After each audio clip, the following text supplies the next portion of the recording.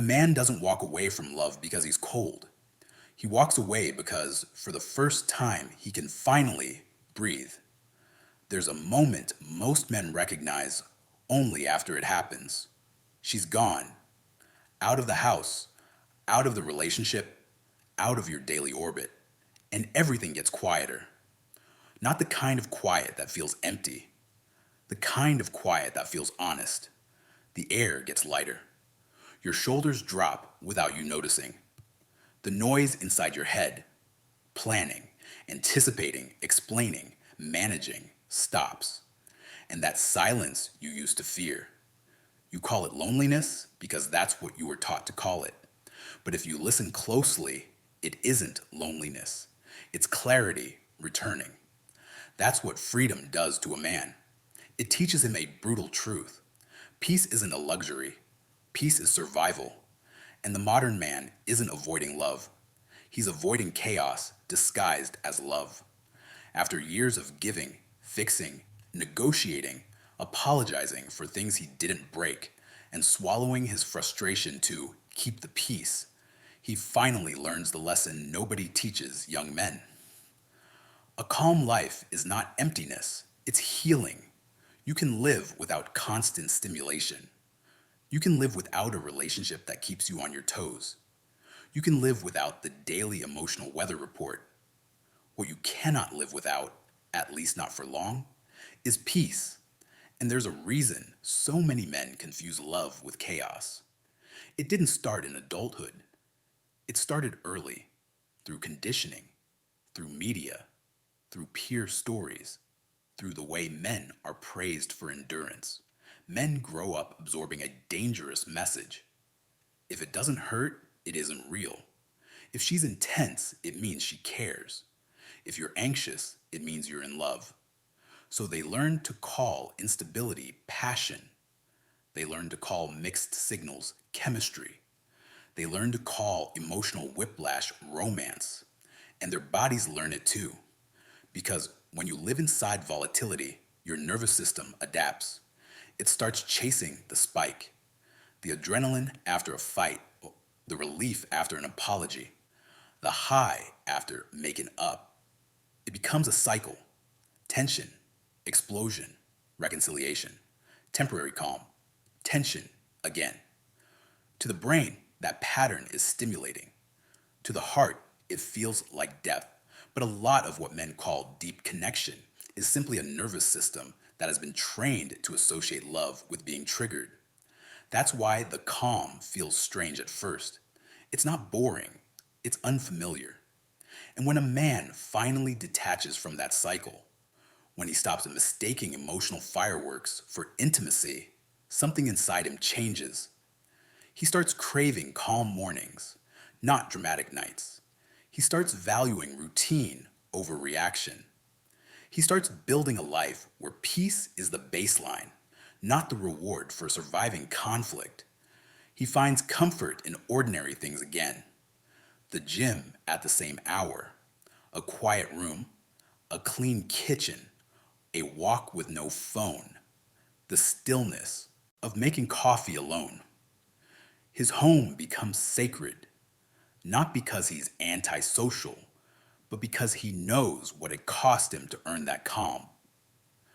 A man who has had his peace disrupted long enough begins to treat peace like currency.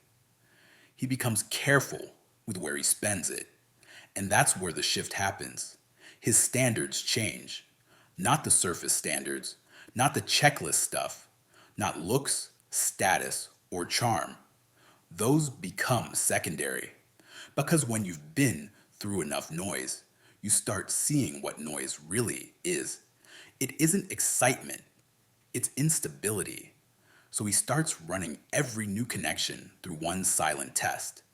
Does she add calm or does she bring chaos? He doesn't ask it out loud. He feels it. He watches it. He studies patterns instead of words. He pays attention to tone, to accountability, to how conflict is handled, to whether peace is respected or punished. He no longer dates for validation. He observes. He starts staying away from people who thrive on drama, not because they're evil, but because some people are addicted to intensity. They don't feel alive unless something is happening. They stir storms, create tests, push buttons, demand constant reassurance. They call it love, but it's really dysregulation. And a man who has learned the value of peace stops volunteering to be someone's emotional regulator. He stops confusing beauty with safety.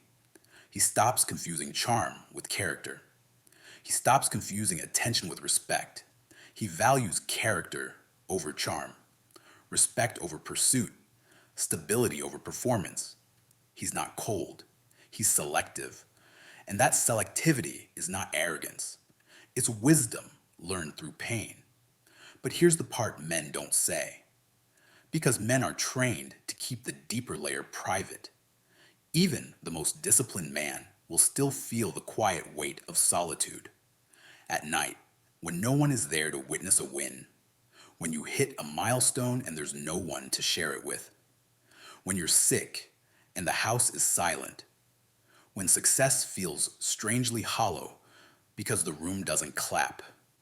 Loneliness can visit like an old friend, but it doesn't crush him anymore because he has learned the difference between solitude and abandonment. Solitude is chosen, it's clean, it's restorative. Loneliness is the feeling that you don't matter to anyone. And many men realize something shocking. They felt lonelier inside certain relationships than they ever did alone. Because loneliness isn't about being by yourself. It's about being unseen. A man can be sitting next to a woman and still feel completely alone if he has to filter every thought, if his peace is treated like selfishness, if his boundaries are treated like rejection, if his silence is treated like punishment. So he learns to accept the quiet cost of solitude because the cost of chaos was worse. And still, deep down, the healthy man doesn't stop hoping. He hopes for a woman whose presence feels like silence, not noise, not silent as in empty, silent as in safe. A woman who doesn't fill the room with demands, but with steadiness. A woman who respects his rhythm instead of trying to overwrite it. A woman who doesn't invade his solitude, but moves gently within it. She doesn't arrive and rebuild his world. She fits into it without breaking anything. When she's around, his peace doesn't disappear. It expands. And that's how he learns what mature love actually is. Not a takeover, not a rescue mission, not a constant emotional negotiation. Mature love is alignment. It is two people whose nervous systems can coexist without warfare. Because the right connection doesn't demand surrender. It invites growth. A man will still guard his space, his routines, his time alone, not because he's detached, but because he finally understands the truth men learn late. Without boundaries, love becomes a prison. Boundaries are not walls. Boundaries are structure, and structure is what keeps a man stable enough to love well. This is the part that changes everything. Freedom teaches him to love with awareness instead of addiction. Addiction says, I need you to regulate me. Awareness says, I choose you, and I stay responsible for myself. Awareness says, I won't trade my dignity for closeness.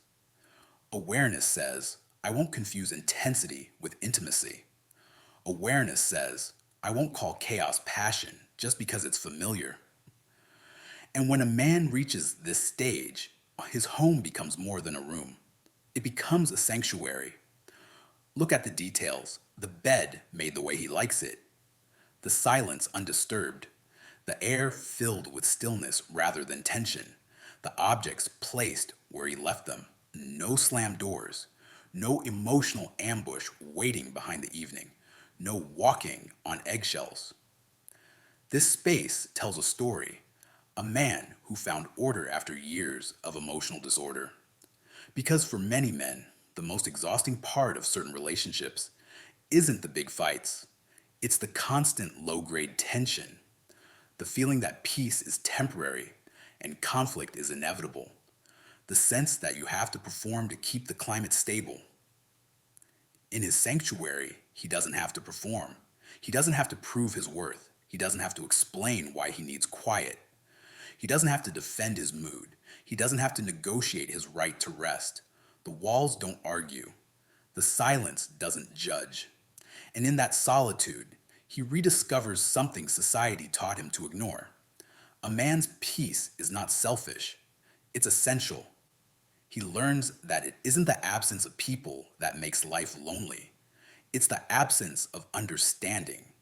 And when a man learns to understand himself, when he learns to sit with his thoughts, his anger, his grief, his regret, his ambition, he stops chasing understanding from people who can't offer it. Freedom, for him, isn't rebellion, it's authority. Authority over his time, authority over his energy, authority over the direction of his life. He pays his own bills, makes his own meals, handles his own struggles, not to prove independence, but to end emotional debt. Emotional debt is what drains men. The invisible bill that comes with being someone's constant stabilizer. The expectation that he must carry her stress, her dissatisfaction, her unprocessed pain, and still show up smiling, still show up performing, still show up available. A man who has learned peace no longer wants to fix someone else's storms while drowning in his own. He learns to be both builder and protector of his stability. But self-sufficiency comes with a cost. The stronger the sanctuary, the more careful he becomes about who enters it. When a woman enters his life now, he doesn't rush to impress. He doesn't chase. He doesn't flood her with effort. He observes. And his observation isn't paranoia. It's pattern recognition. He watches what most men ignore. How does she behave when she doesn't get her way? Does she communicate or punish? Does she take accountability or outsource blame? Can she disagree without contempt? Can she hear no without turning it into a character trial? Does she respect his need to recharge or interpret it as rejection? Does she bring calm or bring tests? He's not looking for amusement. He's looking for emotional maturity that matches his, because he knows one wrong presence can dismantle what he spent years rebuilding. He doesn't fall for drama disguised as passion or intensity masked as chemistry. He's seen what happens when attraction outruns compatibility. He understands that what looks exciting on day 1 can become exhausting by month 6. So he chooses differently now. He doesn't want fireworks. He wants a steady flame. A woman who adds it to his calm, not competes with it. And people misjudge him for it. They call him distant, hard to love, emotionally unavailable. But what they don't see is the older version of him, the man who gave too much, stayed too long, and broke quietly. That man still exists. He's just wiser now. He knows love without self-respect is a slow erosion of the soul. So he guards his peace, not because he fears connection, but because he has finally learned the value of protecting his center. Still, he isn't made of stone. Beneath the calm exterior is a man who still wants to share his life, just not at the cost of himself. He wants a woman who doesn't invade his stillness, but moves gently within it. Someone who understands that sometimes the most loving act is to let him be quiet without turning it into a crisis. A mature woman doesn't compete with his solitude. She honors it. She has her own center. She has her own life. She doesn't need to be the emotional weather controller in the room. And when that woman appears, everything changes quietly. She doesn't demand space. She's invited into it. Her presence doesn't create noise, it softens the room. No drama, no emotional tug of war, no testing boundaries to see if he'll fold. Just two people coexisting steadily. She doesn't need to be the center of his world. She becomes part of its calm. And for a man who rebuilt his peace from ashes, that is the only kind of love worth keeping. He doesn't call it romance anymore. He calls it alignment, a union not built on need, but on respect. Two people walking parallel paths, not losing themselves in each other, but strengthening through each other. Because love, when it's right, doesn't disrupt your rhythm. It harmonizes with it. And from that harmony, something deeper forms, commitment without fear. When a man who has lived in solitude chooses love again, he doesn't do it blindly. His heart no longer responds to surface level beauty the way it used to. Beauty is common, peace is rare. And he has learned, sometimes the hard way, that the wrong energy can destroy everything you've built within yourself. So he pays attention to the small things that reveal the truth. Tone, consistency, how she handles stress, how she speaks about people who disappointed her, whether her apologies are real or strategic, whether she can repair after conflict without keeping score. He notices how she reacts when he withdraws to recharge. Does she respect it or does she punish it? He notices whether she needs constant stimulation to feel loved or whether she can enjoy quiet without inventing a problem. Because once you've lived through emotional hurricanes, even a faint wind feels familiar. For this man, love is no longer about finding someone to complete him. It's about finding someone who doesn't dismantle him. He now understands the difference between intensity and intimacy. Intensity is loud, fast, consuming. Intimacy is steady, honest, safe. The modern world celebrates fast-burning passion, but he has seen what fast fires do. They consume the house, then leave you in ashes, calling it a lesson. He doesn't want to be consumed anymore. He wants to be calm and connected. When he meets a woman who moves softly, he doesn't feel the urge to perform. He doesn't overthink his words or hide behind charm. He simply exists. And that's how he knows she's different, because peace recognizes peace. Her presence doesn't drain him. It steadies him. She doesn't demand explanations for every silence. She doesn't interrogate his moods. She doesn't punish him for needing space. She doesn't treat his independence as an insult. She understands that his silence isn't distance. It's his language. That his self-sufficiency isn't rejection. It's his nature. And she knows that to love a man like this, she must respect his solitude, not compete with it. When she does, he opens, not with grand gestures, not with theatrical vulnerability, but with something rarer, consistency. He starts letting her into the spaces no one sees, the quiet fears, the unspoken regrets, the nights when he wonders if he'll ever truly belong. That's intimacy for a man who has known peace. It isn't cinematic, it's stable. It's built on the understanding that both can remain individuals without collapsing into each other. That's the kind of connection that doesn't steal freedom. It shares it. In this kind of love, there are no ultimatums, no manipulation disguised as emotion, no games with attention, just respect. The kind that gives rather than takes. He doesn't demand loyalty through fear. He doesn't offer loyalty through guilt. He offers it through choice, every day, with full awareness. Because once a man understands the value of peace, love becomes a conscious decision, not an emotional impulse. And yet this awareness doesn't make him invincible. It makes him human, more careful, but still hopeful. Because deep down, He still believes that love, done right, isn't the end of freedom. It's what happens when two free people choose to walk in peace together. Even when love finds him, the man who has known solitude doesn't abandon his boundaries. Not out of fear, but out of wisdom. He understands what men learn too late.